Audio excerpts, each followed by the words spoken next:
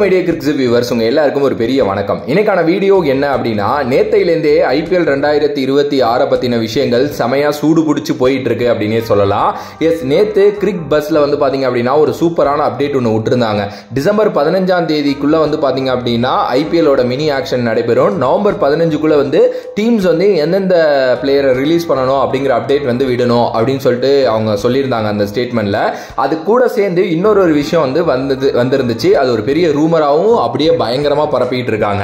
என்ன மேட்டர் அப்படின்னா, சிஎஸ்கே டீமை பத்தி தான். சிஎஸ்கே ஒரு வேற லெவலான பிளான்ல இந்த IPL மினி ஆக்ஷனுக்காக இருக்காங்க அப்படிங்கிற மாதிரி வந்து சொல்லப்பட்டுச்சு. எஸ், அதுல வந்து குறிப்பா நிறைய சேஞ்சஸ் வந்து பண்ண போறாங்க. ஆல்ரெடி ரவிச்சந்திரன் அஸ்வின் வேற ரிட்டையர் ஆயிட்டாரு அப்படிங்கிறதுனால ஆல்மோஸ்ட் வந்து ஒரு 9 கோடிக்கு மேல வந்து அதுவே ஃப்ரீ அப் ஆயிரும். அது இல்லாம ஆல்ரெடி அவங்கள்ட்ட ஒரு 2 கோடி கிட்ட இருந்துச்சு, 11 கோடி. இது இல்லாமல் ஒரு முக்கியமான 5 பெரிய தலைங்களை ரிலீஸ் பண்ண போறாங்க அப்படிங்கிற மாதிரி வந்து பாத்தீங்கன்னா நியூஸஸ் வந்திருந்துச்சு. அதுல வந்து சொல்ல போனோம் அப்படின்னா விஜய் சங்கர், தீபக் கூடா, சாம் கரன், டெவான் கான்வே, ராகுல் திரிபாதி, இந்த 5 பேரை தான் ரிலீஸ் பண்றதுக்கு நிறைய சான்சஸ் இருக்கு அப்படின்னு சொல்லிட்டு கிரிக் பஸ் வந்து பாத்தீங்க அப்படின்னா இந்த விஷயத்தை பிரேக் பண்ணியிருந்தாங்க. ஓகேங்க, இப்போ இந்த 5 பேரும் ரிலீஸ் ஆக சான்சஸ் இருக்கு அப்படின்னா எஸ், ஆல்மோஸ்ட் நிறைய சான்சஸ் வந்து இருக்கு. அதுவும் குறிப்பா ராகுல் திரிபாதி, விஜய் சங்கர், தீபக் கூடா டெஃபினெட்லி வந்து பாத்தீங்கன்னா ரிலீஸ் செய்யப்படுவாங்க அப்படிங்கிறதுல சந்தேகமே கிடையாது. ஏன்னா லாஸ்ட் சீசன் அவங்கள பெருசா நம்பி தான் எடுத்தாங்க. யாருமே ஒழுங்கா விளையாடல. கம்பேரிட்டிவ்லி பாக்குறப்ப அந்த 3 பேர்ல maybe Vijay Shankar 1 or 2 innings நல்லா விளையாண்டாரு. பட் தீபக் கூடாவா இருக்கட்டும், ராகுல் திரிபாதியா இருக்கட்டும், பெருசா அவங்க விளையாடவே இல்லை. பட் ஆனா சிஎஸ்கேக்கு லாஸ்ட் சீசன் வந்து என்னதான் ஒஸ்ட் சீசனா இருந்தாலும் ஒரு சில நல்ல விஷயங்கள் நம்ம பார்த்தோம். ஒரு ஆயுஷ் மாத்திரை மாதிரி பிளேயரை வந்து பாத்தீங்கன்னா கண்டுபிடிச்சாங்க. ஒரு உர்வில் பட்டேலை வந்து பாத்தீங்க அப்படின்னா எடுத்துட்டு வந்திருந்தாங்க. அதுக்கப்புறம் இங்கிட்டு டெவல்ட் பிரிவிஸ் மாதிரி ஒரு டேலண்ட் உள்ள கொண்டு வந்திருந்தாங்க. இந்த மாதிரி நிறைய டேலண்ட் ஃபைண்டர்ஸ் ஆன சீசனா வந்து போன வருஷம் வந்து இருந்துச்சு. ஸோ அதனால இந்த வாட்டி அவங்களையெல்லாம் கண்டிப்பா பேக் பண்ணணும் அப்படின்னா ஒரு சில பிளேயர்ஸை ரிலீஸ் பண்ணி தான் ஆகணும்.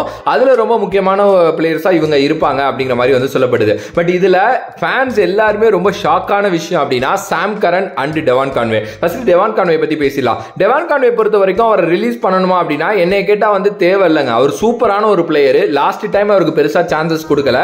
முதல் மேட்ச்ல இருந்தே அவர் இருந்திருக்கணும் அப்படின்னு தான் நம்ம எல்லாருமே சொல்லிட்டு இருந்தோம். ஓகே, ஆனா அவருக்கு அங்க சான்ஸ் கொடுக்கப்பட்டுச்சு. அதுலயும் ஒரு 50 என்னமோ அடிச்சாருன்னு நினைக்கிறேன். பெரிய இன்னிங்ஸ் விளையாடல, அதையும் நான் ஒத்துக்கிறேன். பட் அதுக்கு முந்தின சீசன்லாம் அவர் ரொம்ப நல்லா, அந்த கப்படிச்ச சீசன் சொல்றேன், ரொம்ப நல்லா விளையாண்டிருந்தாரு அவரு.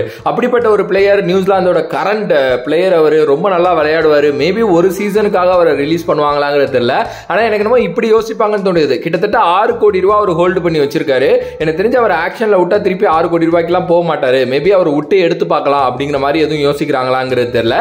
So Devon Conway. Sam Curran I think 2 கோடியோ 2.5 கோடியோ சீப் தான் அவரு. ஆனா வந்து போன சீசன் வந்து அவர் வந்து பெருசா பவுலிங்ல போட்டு பொளந்துட்டாங்க. பேட்டிங்கும் ஒரு மேட்ச் சூப்பரா விளையாண்டாருன்னு நினைக்கிறேன். அந்த நம்பர் 3 நம்பர் 4 இறக்கி விட்டாங்க.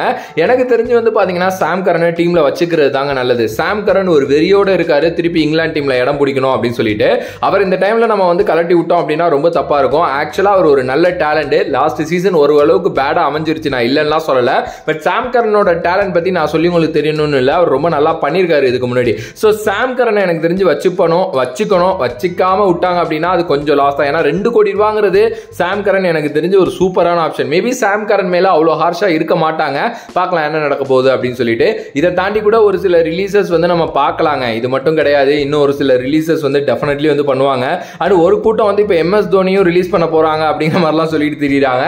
கிடையாது, அவரெல்லாம் இருப்பாரு. அண்ட் ரச்சின் ரவீந்திரா மேல ஒரு கண்ணு இருக்குமா அப்படிங்கிறதையும் நம்ம யோசிக்கணும். பட் அவரும் ரொம்ப கம்மியான அமௌண்ட் தான் ஹோல்ட் பண்றாரு அப்படிங்கிறதுனால எனக்கு தெரிஞ்சு பெருசா வந்து அவர் மேலேயும் இது பண்ண மாட்டாங்க. பட் வரப்போற இந்த 2026 சீசன் சிஎஸ்கேயோட முக்கியமான ஒரு டர்ன் அரவுண்ட் சீசனா இருக்கிறதுக்கு நிறைய சான்சஸ் இருக்கு.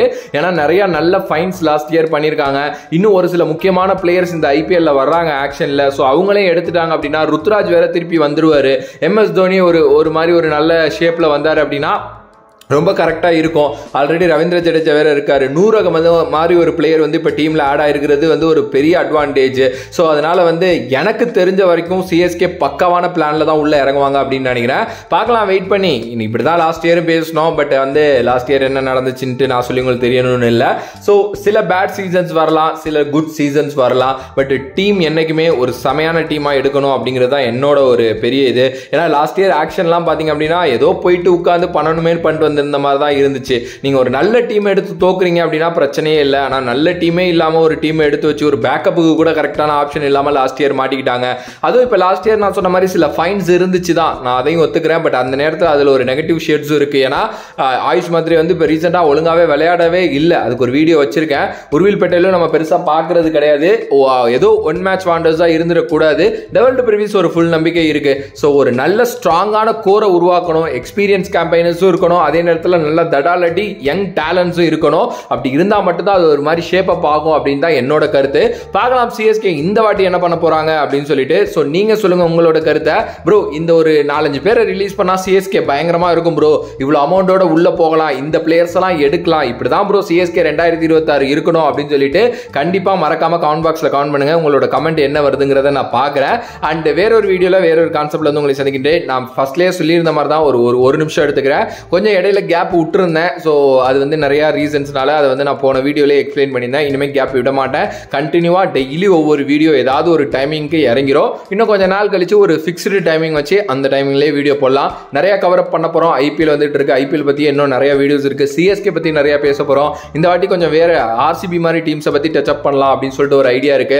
நிறைய பேசுவோம், நிறைய கிரிக்கெட் பேசுவோம். மறுபடியும் I am back officially. So கண்டிப்பாக உங்களோட கருத்துக்களை கமெண்ட் பாக்ஸில் கமெண்ட் பண்ணிட்டு என்ன வீடியோ வேணுங்கிறதையும் கமெண்ட் பண்ணுங்க. வேறொரு வீடியோவில் வேறொரு கான்செப்ட் உங்களுக்கு சந்திக்க முடியாது. உங்களிடமிருந்து விடைபெறுவது this is VJ Mani. Love you all. Stay safe மக்களே.